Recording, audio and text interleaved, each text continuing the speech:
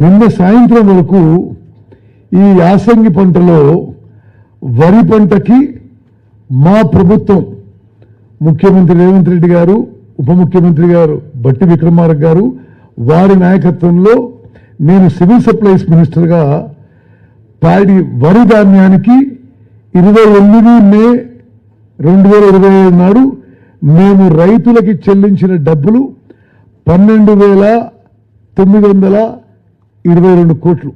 వేదిక మీద ఉన్న ప్రజాబంధులు గమనించాలి. అంటే నిన్నటి వరకు మేము చెల్లించిన అమౌంట్ ఈ ప్యాడీ ప్రొక్యూర్మెంట్కి 13,000 కోట్లు.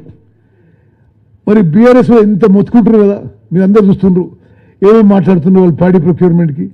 వాళ్ళ హయాంలో ఇదే యాసంగి పంటకి ఇదే వరి ధాన్యం కొనుగోలుకి ప్యాడీ ప్రొక్యూర్మెంట్కి 28 మే 2023కి వాళ్ళు రైతులకు ఇచ్చిన అమౌంట్ టోటల్ 3,500 కోట్లు.